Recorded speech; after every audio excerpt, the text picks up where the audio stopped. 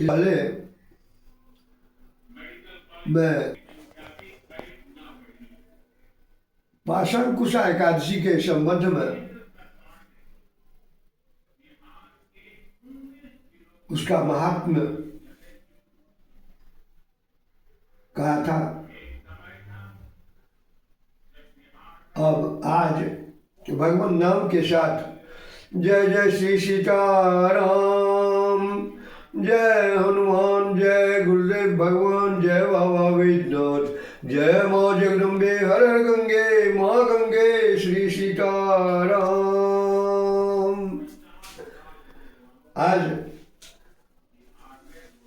मेरा भी सौभाग्य है कि हम अपने श्रोता सागरों के बीच कार्तिक कृष्ण पक्ष के एकादशी, जिसका नाम रंभा एकादशी है, आज मैं रंभा एकादशी का व्रत महात्म्य उल्लासपूर्वक आप लोगों के सामने रख रहा हूं।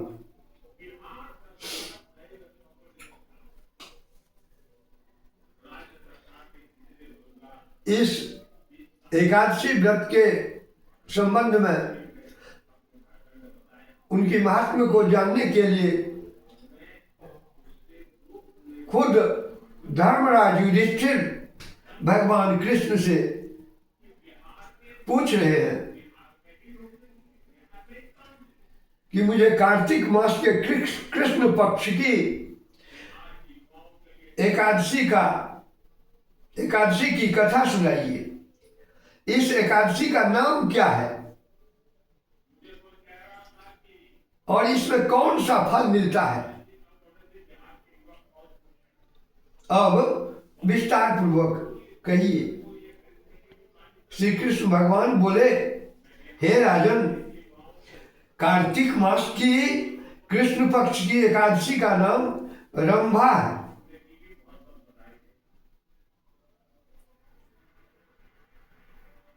माफ कीजिएगा, रंभा नहीं, रमो।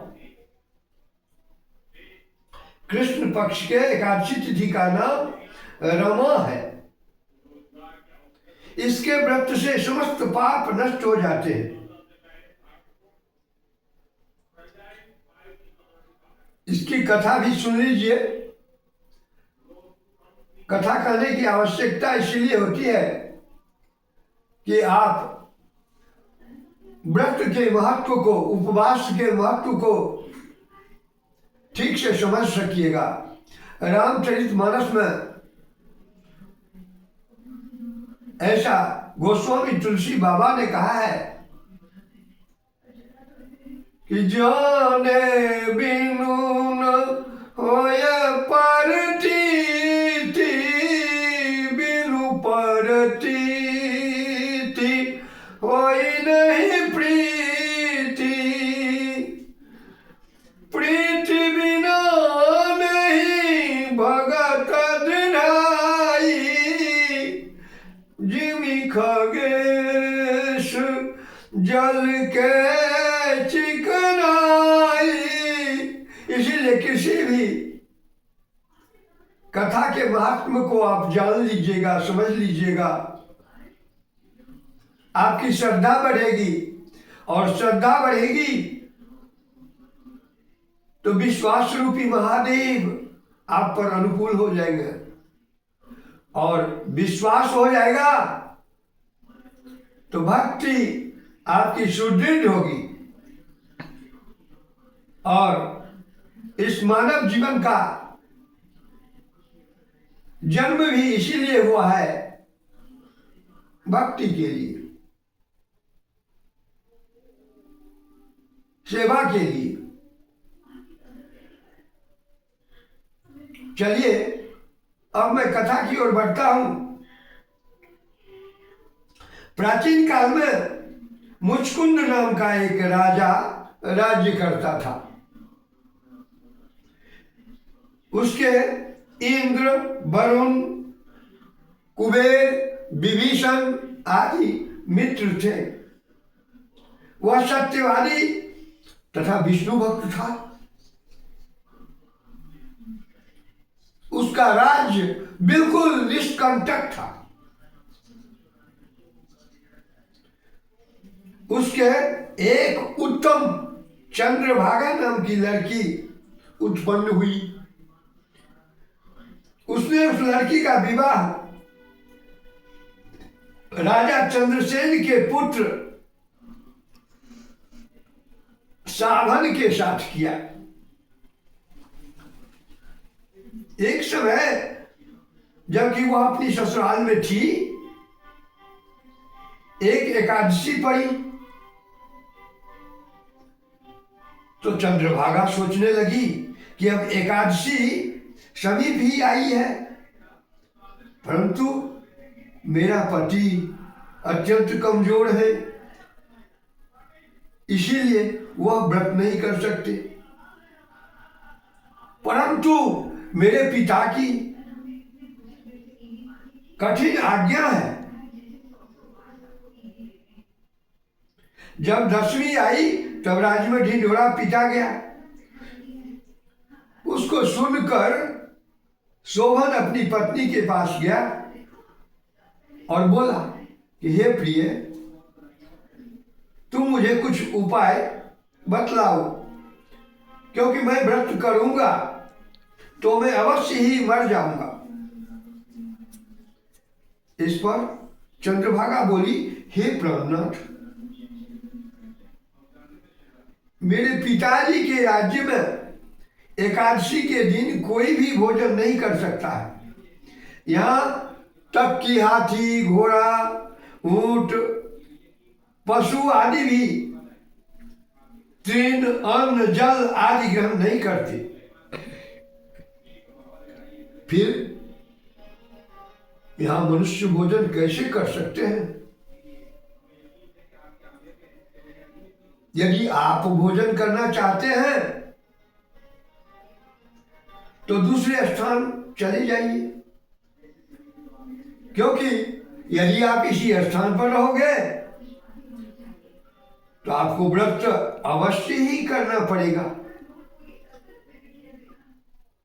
उस पर शोभन बोला कि हे प्रिय, तुम्हारा कहना बिल्कुल सत्य है, मैं व्रत अवश्य ही करूंगा। भाग्य में जो लिखा है वह तो होगा ही। ऐसा विचार करके उसने एकादशी का व्रत किया और वह भूख प्यास से अत्यंत पीड़ित होने लगा। सूर्य भगवान भी अस्त हो गए और जागरण के लिए रात्रि हुई। वह रात्रि शोभन को दुख देने वाली थी। दूसरे दिन प्रातः से प्रथम ही शोभन चल बसा।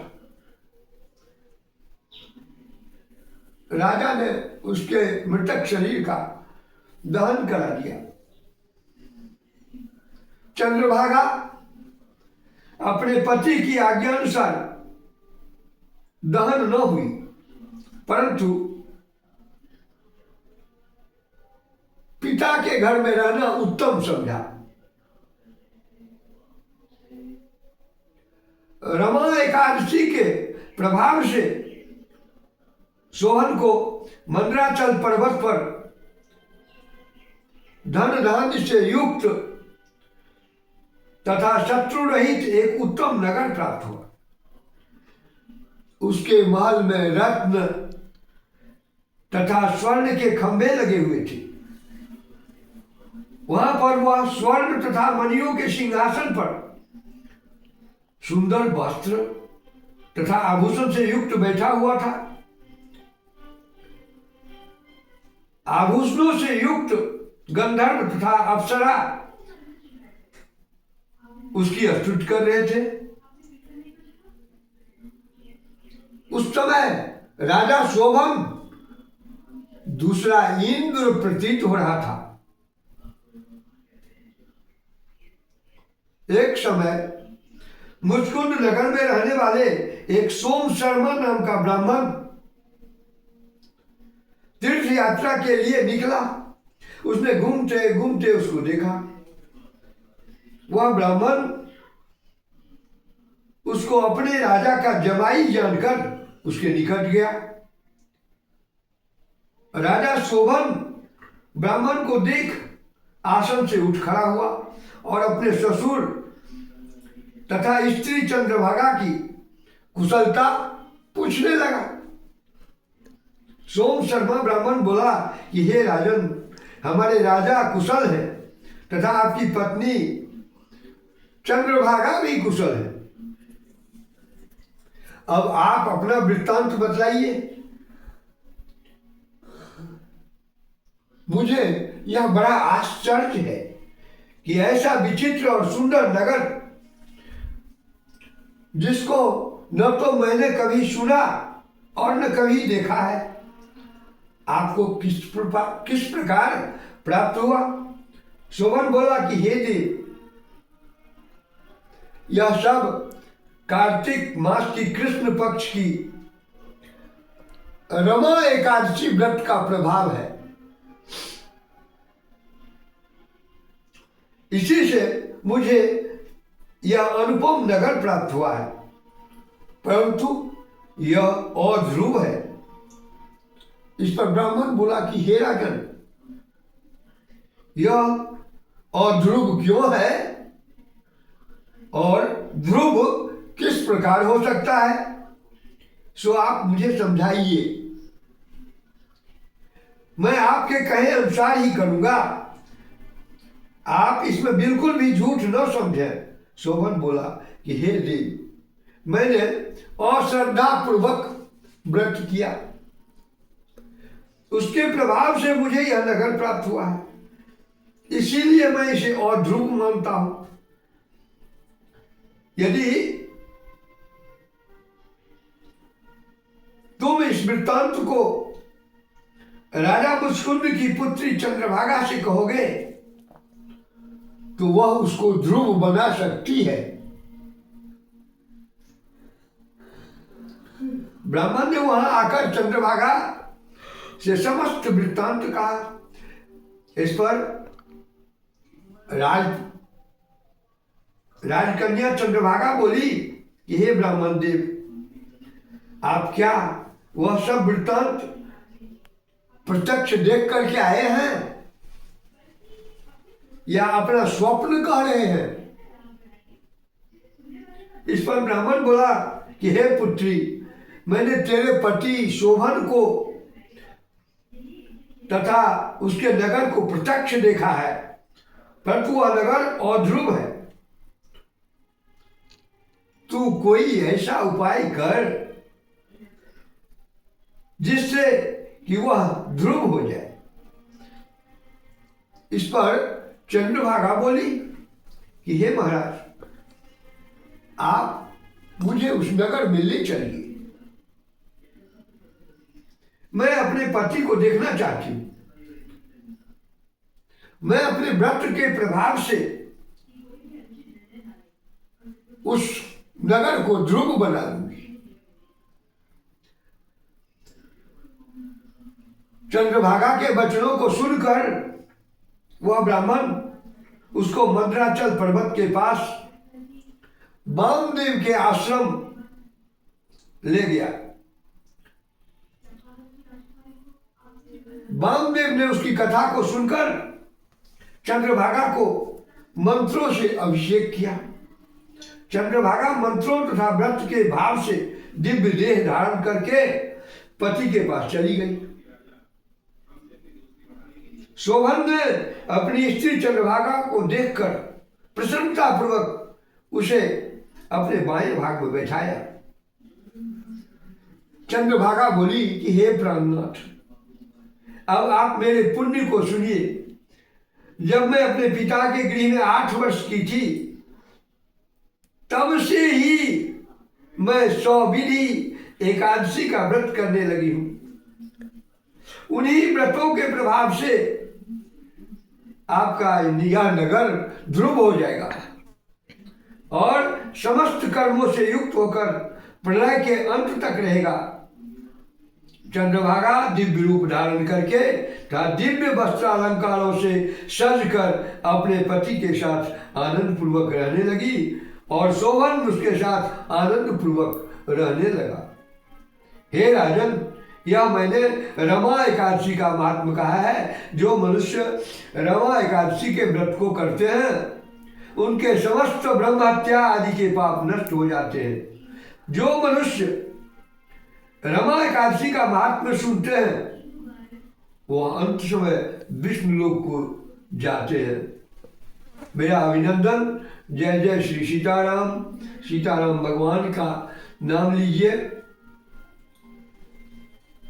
जय सीताराम सीताराम सीताराम, जय सीताराम जय सीताराम सीताराम सीताराम, जय सीताराम। राम नाम कल अभिमत दाता, हित पर लोक लोक मितु पितु माता। रामई सुमिरिय गाइय, रामई संतत सुनिय, राम गुण ग्रामई।